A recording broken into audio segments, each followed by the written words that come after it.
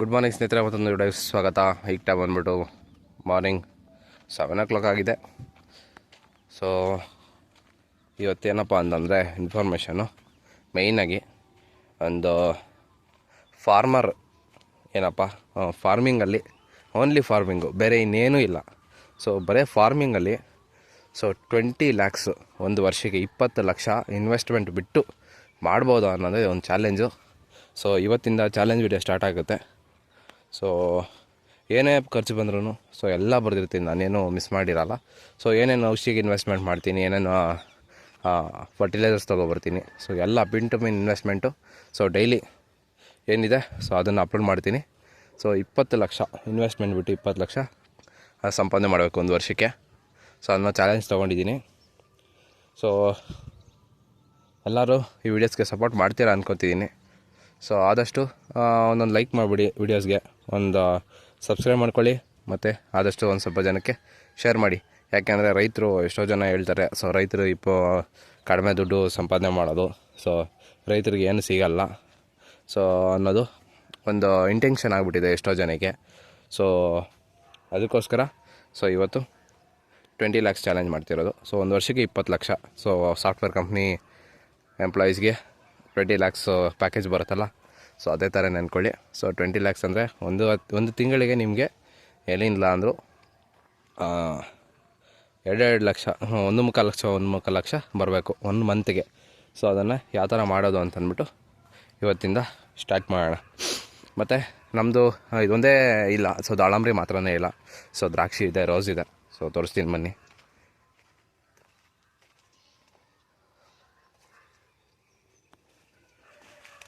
ನೋಡಿ, ಇಲ್ಲಿ ರೋಸ್ ಇದೆ.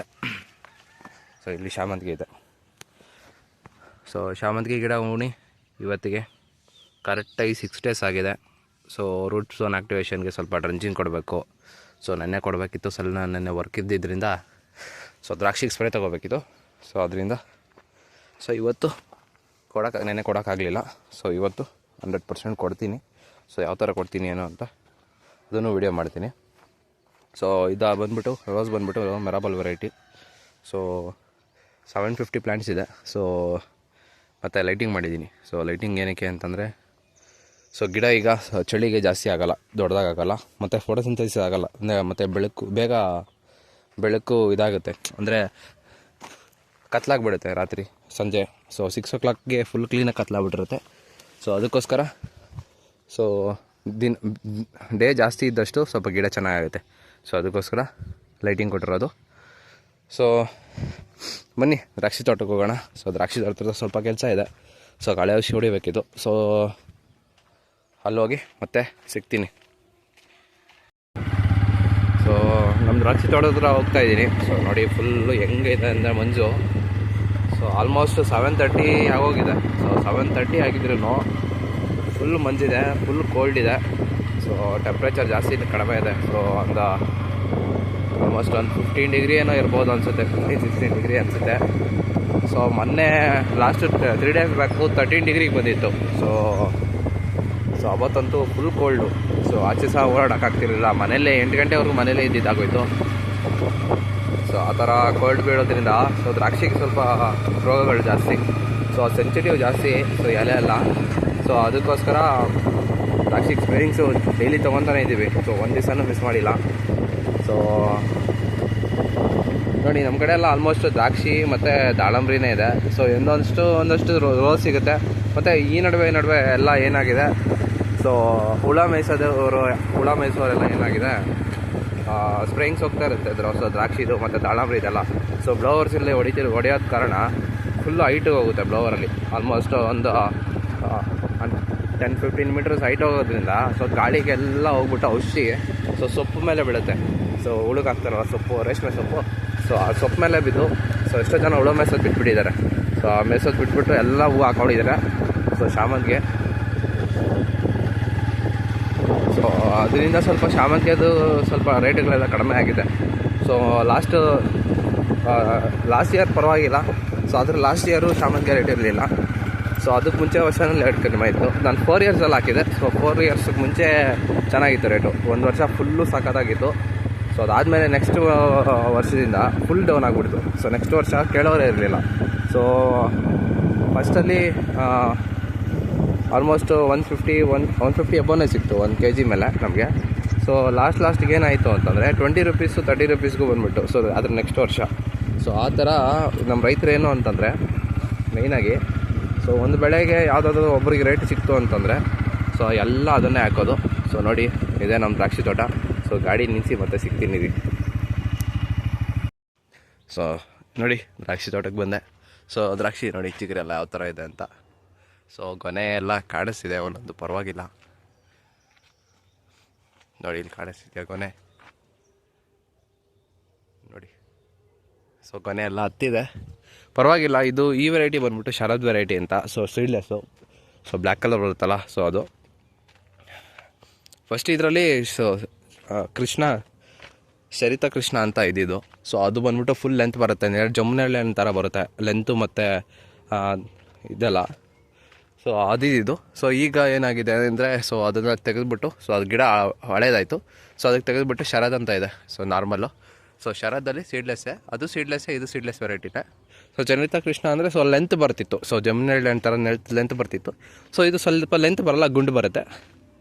ಸೊ ಲಾಸ್ಟ್ ಇಯರ್ ಅನಿಸುತ್ತೆ. ಸೊ ದ್ರಾಕ್ಷಿ ಮೇಲೆ ವಿಡಿಯೋಸ್ ಮಾಡಿದ್ದೆ. ಸೊ ಎಷ್ಟೋ ಜನ ರೆಸ್ಪಾನ್ಸ್ ಮಾಡಲಿಲ್ಲ ಅವಾಗ. ಸೊ ಈಗ ಅಕಸ್ಮಾತ್ ಏನೋ ನಿಮ್ಗೆ ದ್ರಾಕ್ಷಿ ಮೇಲೆ ಇಂಟ್ರೆಸ್ಟ್ ಇತ್ತು, ಸೊ ವಿಡಿಯೋಸ್ ಮಾಡಿ ಏನಾಗಿದ್ರೆ. ಸೊ ಡೈಲಿ ಏನೇನು ಸ್ಪ್ರೇಸ್ ತೊಗೋತೀವಿ ಏನೋ ಅಂತ ಅಂದ್ಬಿಟ್ಟು ವಿಡಿಯೋಸು ಮಾಡ್ತೀನಿ ಬೇಕಿದ್ರೆ. ಸೊ ನೋಡಿ ಎಲ್ಲ ಗೊಬ್ಬರ ಹಾಕ್ಸಿ ಈ ಸರಿ ಮಣ್ಣು ಕ್ಲೀನಾಗಿ ಹಾಕ್ಸಿದ್ದೀವಿ. ಸೊ ಇವತ್ತು ಸ್ವಲ್ಪ ಇದಾಗಬೇಕು, ಫರ್ಟಿಲೈಸರ್ಸ್ ಹಾಕ್ಬೇಕಾಗುತ್ತೆ. ಸೊ ಸಾಯಿಲ್ ಅಪ್ಲಿಕೇಶನ್ ಮಾಡಬೇಕು ಇವತ್ತು. ಸೊ ಏನು ಮಾಡ್ತೀನಿ ಅಂತ ಅಂದ್ಬಿಟ್ಟು ಸೊ ಆಮೇಲೆ ಹೇಳ್ತೀನಿ.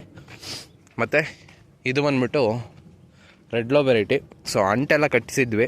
ಸೊ ಅಂಟು ಕಟ್ಟಿಸಿದ್ದಾದಮೇಲೆ ಸೊ ಮನೆ ಎಲ್ಲ ಅನ್ಸೀಸನ್ಗೆ ಹೋಗ್ಬಿಡುತ್ತೆ ಗಿಡ ಚಿಗುರೆಲ್ಲ ಅಂತ ಅಂದ್ಬಿಟ್ಟು ನೋಡಿ ಕಟ್ಟಿಂಗ್ ಹಾಕಿದ್ದೀವಿ. ಮತ್ತು ಸೊ ಇಲ್ಲೆಲ್ಲ ಅಂಟಾಗಿದೆ, ಗ್ರಾಫ್ಟಿಂಗ್ ಆಗಿದೆ ನೋಡಿ, ಇಲ್ಲಿ ಕಾಣಿಸ್ತಿದ್ಯಾ.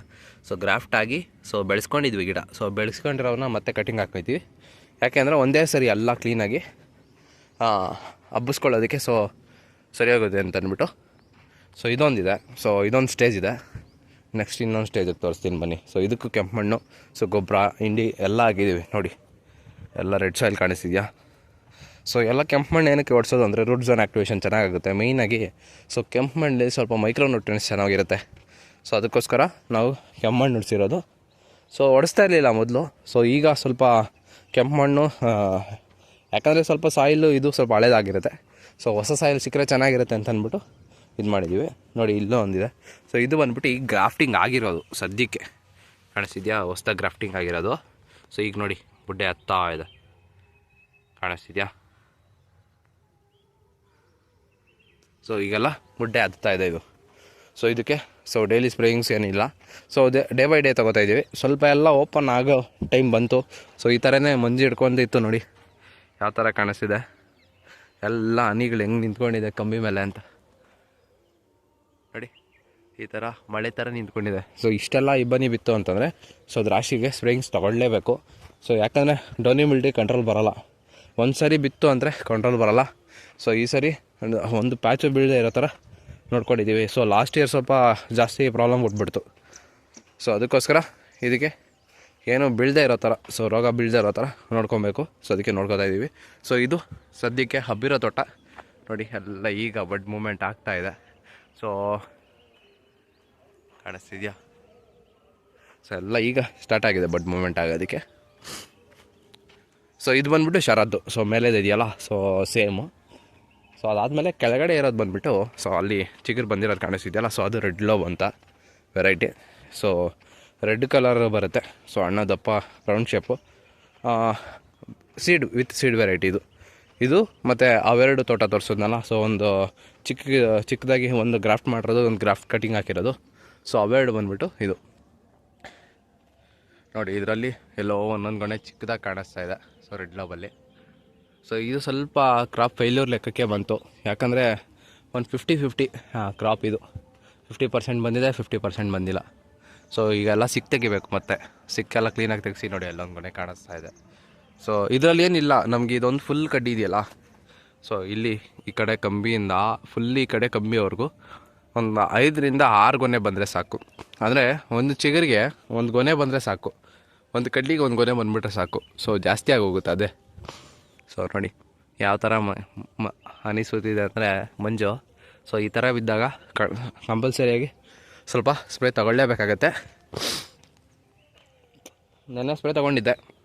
ಸೊ ನೆನ್ನೆ ಸ್ಪ್ರೇ ಬಂದುಬಿಟ್ಟು ಆಕ್ರೋಬಾಟ್ 1 ಗ್ರಾಮು ಮತ್ತು ಕೋಸೈಡ್ 1 ಗ್ರಾಮ್ ತೊಗೊಂಡಿದ್ದೆ. ಸೊ ಇವತ್ತೇನಾದರೂ ತೊಗೊಬೇಕು ನೋಡಿಕೊಂಡು.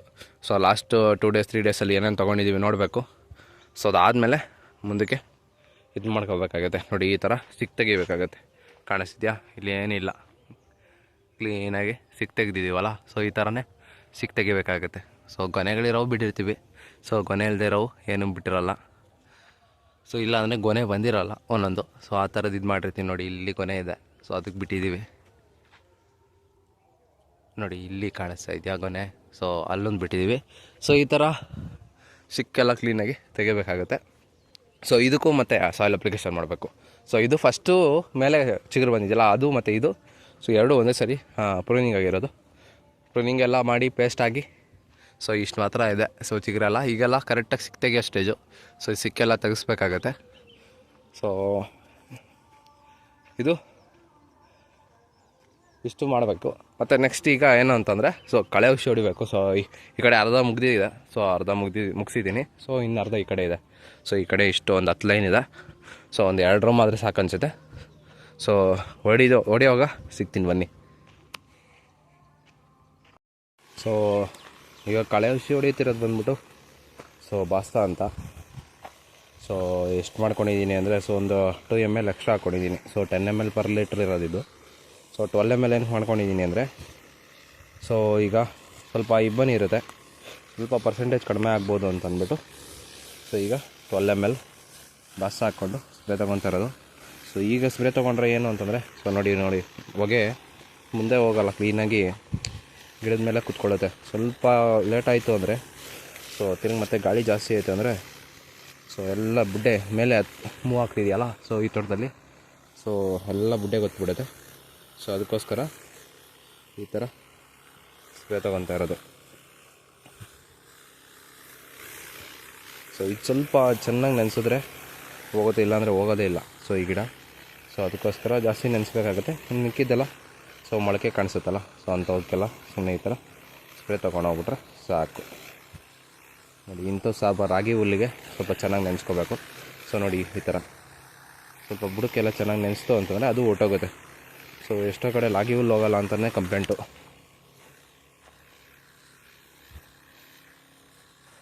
ನೋಡಿ ಈ ಥರ ಸ್ವಲ್ಪ ಚೆನ್ನಾಗಿ ನೆನೆಸ್ಕೋಬೇಕು. ಸೊ ಇಲ್ಲಾಂದರೆ ಅದು ಹೋಗೋದು ಇಲ್ಲ. ಸೊ ಅದು ಮತ್ತು ಇನ್ನೊಂದು ಇದಾಗಿರುತ್ತೆ, ಎಲ್ಲ ಬೀಜ ಹಾಕ್ಕೊಂಡಿರುತ್ತೆ ಮೇಯ್ನಾಗಿ. ಸೊ ಆ ಬೀಜ ಮತ್ತೆ ಹುಟ್ಟುತ್ತೆ. ಸೊ ಬೀಜ ಬರೋಕ್ಕೆ ಮುಂಚೆ ಸ್ಪ್ರೇ ತೊಗೊಂಬಿಟ್ರೆ ಸೊ ಬೇಗ ಹಾಳು ಮಾಡ್ಕೋಬೋದು. ನೋಡಿ ಕಾಣಿಸ್ತಿದೆಯಾ? ಸೊ ಎಲ್ಲೆಲ್ಲಿ ಹುಲ್ಲಿದೆಯೋ ಮೊಳಕೆ ಇದೆಯೋ ಸೊ ಅಲ್ಲಿ ಮಾತ್ರ ಸ್ಪ್ರೇ ತೊಗೊತಾ ಇರೋದು. ಬೇರೆ ಎಲ್ಲ ಕಡೆಯೂ ತೊಗೊಂಡ್ರೆ ವೇಸ್ಟು. ಸೊ ಅದಕ್ಕೋಸ್ಕರ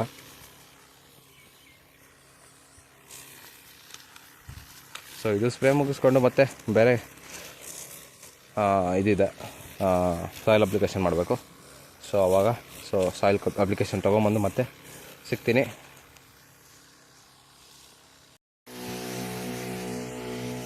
ಸೊ ಅಲ್ಲಿ ಕಳೆ ಔಷಧಿ ಹೊಡ್ಕೊಂಡು ಮುಗಿಸ್ಕೊಂಡು ಬಂದೆ. ಸೊ ಅಲ್ಲಿ ಮುಗಿಸ್ಕೊಂಡ್ಬಂದು ಈಗ ಸೊ ಡ್ರಮ್ಮೆಲ್ಲ ಕ್ಲೀನಾಗಿ ತೊಳ್ಕೊಂಡು ಸೊ ರೋಸ್ಗೆ ಔಷಧಿ ಹೊಡಿಬೇಕಿತ್ತು. ಸೊ ನೋಡಿ ಒಂದು 2 ಲೈನ್ ಹೊಡೆದಿದ್ದೀನಿ. ಸೊ ಈಗ ಇದಕ್ಕೆ ಹೊಡಿತಿದ್ದೀನಿ. ಸೊ ಔಷಧಿ ಬರೋದು ಬಂದುಬಿಟ್ಟು ಹೊಡಿತಾ ಇರೋದು ಬಂದುಬಿಟ್ಟು ಸೊ ಆಕ್ರೋಬಾಟ್ 1 ಗ್ರಾಮು ಮತ್ತು ಕೋಸೈಡ್ 1 ಗ್ರಾಮ್ ಹೊಡಿತಾಯಿದ್ದೀನಿ.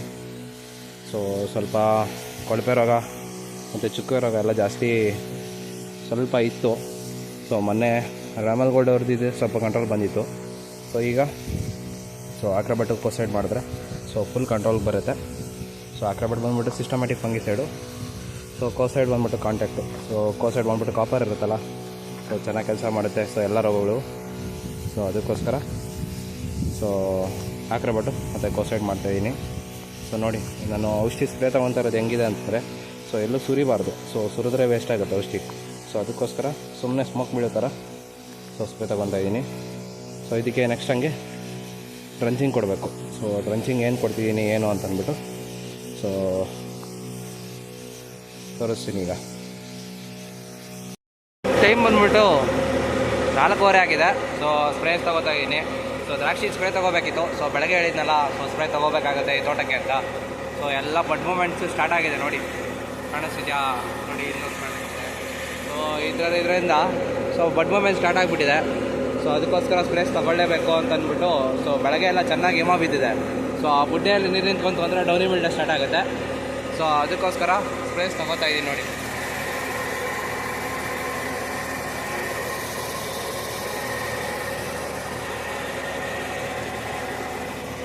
ಸೊ ಗಾಳಿ ಕಡಿಮೆ ಇದೆ ಇವತ್ತು, ಪರವಾಗಿಲ್ಲ. ಸೊ ಔಷಧಿ ಏನು ಮೇಲೆ ಬರ್ತಾಯಿಲ್ಲ. ಸೊ ನೆನ್ನೆ ಎಲ್ಲ ಫುಲ್ಲು ಔಷಧಿ ಎಲ್ಲ ನೆನ್ಕೊಂಡು ನೋಡಿ ಗಾಡಿ ಯಾವ ಥರ ಕಲರ್ ಆಗಿದೆ. ಸೊ ನೋಡಿ, ನಾರ್ಮಲ್ ಕಲರ್ಗೆ ಈ ಕಲರ್ಗೆ ಎಷ್ಟು ಡಿಫ್ರೆನ್ಸ್ ಆಗಿದೆ. ಸೊ ಎಲ್ಲ ಸ್ಪ್ರೇಸು ಮೇಲೆ ಬರ್ತಿತ್ತು. ಸೊ ಈ ಥರ ಗಾಳಿ ಇಲ್ಲದೆ ಇದ್ದರೆ ನಮ್ಗೇನಾಗುತ್ತೆ ಅಂದರೆ ಸೊ ಸ್ಪ್ರೇಸ್ ಚೆನ್ನಾಗಿ ಕಲರಾಗಿ ಕ್ಲೀನಾಗಿ ಕರೆಕ್ಟಾಗಿ ಅಲ್ಲೇ ಹೋಗಿ ಮತ್ತೆ ಅಲ್ಲೇ ಕುತ್ಕೊಳ್ಳುತ್ತೆ ಸ್ಪ್ರೇಸ್. ಸೊ ಕೆಳಗಡೆ ಕಡ್ಡಿ ಕವರ್ ಆಗುತ್ತೆ, ಮೇಲೆಗಡೆ ಕಡ್ಡಿನೂ ಸಹ ಕವರ್ ಆಗಿಬಿಡುತ್ತೆ.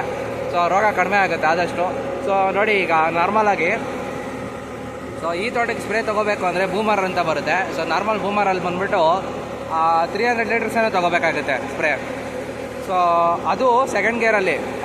ನಮ್ಮ ಈ ಟ್ರ್ಯಾಕ್ಟ್ರಲ್ಲಿ ತೊಗೊಂಡ್ರೆ ಅಂತಂದರೆ ಸೊ ಫಸ್ಟ್ ಗೇರಲ್ಲಿ ನಾವೇನು ಹೊಡಿತೀವಿ ಅಂತಂದರೆ ಸ್ವಲ್ಪ ಕಡ್ಡಿ ಚೆನ್ನಾಗಿ ನೆನಿಬೇಕು ಅನ್ನೋದಕ್ಕೋಸ್ಕರ ಒಂದು 3 ಸ್ಪ್ರೇಸು ಫಸ್ಟ್ ಗೇರಲ್ಲಿ ಹೊಡಿತೀವಿ. So 200 litres ತೊಗೊಳುತ್ತೆ. ಸೊ ಅದಾದಮೇಲೆ 150 to 180 ಲೀಟರ್ಸಲ್ಲಿ ಸೊ ಸ್ಪ್ರೇಸ್ ಮುಗ್ದೋಗುತ್ತೆ. ಒಂದು 3/4 ಎಕರೆಗೆ 150 to 180 ಲೀಟರ್ಸ್ ತೊಗೊತೀವಿ ಅಷ್ಟೇ. ಸೊ ಈ ಥರ ಚೆನ್ನಾಗಾಗುತ್ತೆ ಸೊ ಸ್ಪ್ರೇಸು. ಅದಕ್ಕೋಸ್ಕರನೇ ಮೇಯ್ನಾಗಿ ನಾವು ಬ್ಲೋವರ್ ಪ್ರಿಫರ್ ಮಾಡೋದು.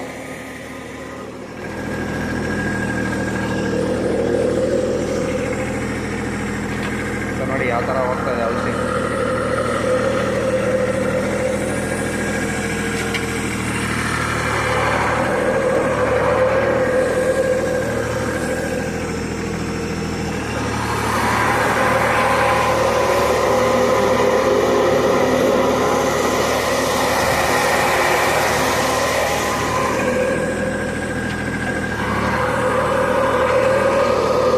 ಸೊ ಇವತ್ತು ಬಂದ್ಬಿಟ್ಟು ಸ್ಪ್ರೇ ತೊಗೊತಾ ಇರೋದು ಬಂದ್ಬಿಟ್ಟು ಮ್ಯಾಟ್ಕೋ ಅಂತ ಬರುತ್ತೆ.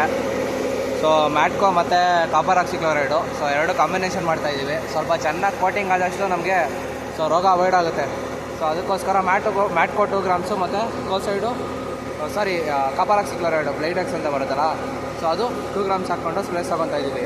ಸೊ ಇವತ್ತು ಆಲ್ಮೋಸ್ಟ್ ಔಷಧಿದು ಸ್ಪ್ರೇ ಕಾಸ್ಟ್ ಬಂದುಬಿಟ್ಟು ಸೊ 2000 ಚೇಂಜ್ ಏನಾಗುತ್ತೆ. ಸೊ ಆಲ್ಮೋಸ್ಟ್ 200 to 250 ಲೀಟರ್ಸ್ ಏನೋ ಸ್ಪ್ರೇ ತೊಗೋತೀವಿ. ಸೊ 2000 ರೂಪೀಸ್ ಇವತ್ತು ಸ್ಪ್ರೇ ಕಾಸ್ಟ್ ಆಗುತ್ತೆ ಆ ಲೆಕ್ಕಕ್ಕೆ ಹೋದರೆ. ಸೊ ಡೈಲಿ ಈಗ ಒಂದು ತೋಟಕ್ಕೆ ನಾನು ಬೇರೆ 3/4 ಎಕರೆಗೆ ಹೇಳ್ತಾ ಇರೋದು. ಸೊ ಆಲ್ಮೋಸ್ಟು 2 ಎಕರೆಗೆ ಸ್ಪ್ರೇಸ್ ತೊಗೋಬೇಕಾಗುತ್ತೆ. ಸೊ 2 ಎಕರೆಲ್ದೂ 1/4 ಎಕರೆಗಂತೂ ಸ್ಪ್ರೇ ತೊಗೊಳ್ಳೇಬೇಕು ಡೈಲಿ. ಸೊ 1/4 ಎಕರೆಗೆ ಸ್ಪ್ರೇಗೆ ಆ ಲೆಕ್ಕ ಹಾಕ್ಕೊಳ್ಳಿ. ಸೊ 3/4 ಎಕರೆಗೆ 2000 ಅಂತಂದರೆ ಮಿನಿಮಮ್ ಅಂದರೆ 6,000 to 7,000 ಬೇಕೇ ಬೇಕು ನಮ್ಗೆ ದುಡ್ಡು. ಸೊ ಏನು ಸ್ಪ್ರೇಗೆ ಅಂತ ಅಂದ್ಬಿಟ್ಟು ಸೊ ದಿನ ಒಂದು 30 to 35 ಡೇಸು ಏನು ಅಂತ ಮಾಡ್ತೀವಿ, ಜಿಬ್ರಾಲಿಕ್ ಆ್ಯಸಿಡು. ಸೊ ಅಲ್ಲಿವರೆಗೂ ಕಂಟಿನ್ಯೂಸ್ ಆಗಿ ಸ್ಪ್ರೇಯಿಂಗ್ಸ್ ಇರೋದ್ರಿಂದ ಸೊ ರೋಗ ಅವಾಯ್ಡ್ ಮಾಡ್ಕೋಬೇಕು ಅಂತ ಅಂದ್ಬಿಟ್ಟು ನಾವು ಆ ಥರ ಮಾಡ್ಕೊತೀವಿ. ಸೊ ಇದು ಇವತ್ತಿನ ವಿಡಿಯೋ. ಸೊ ವಿಡಿಯೋ ಇಷ್ಟ ಆಗಿತ್ತು ಅನ್ಕೋತೀನಿ. ಸೊ ವಿಡಿಯೋ ಇಷ್ಟ ಆಗಿದ್ರೆ ಲೈಕ್ ಮಾಡಿ, ಶೇರ್ ಮಾಡಿ, ಸಬ್ಸ್ಕ್ರೈಬ್ ಮಾಡ್ಕೊಳ್ಳಿ. Thanks for watching the video.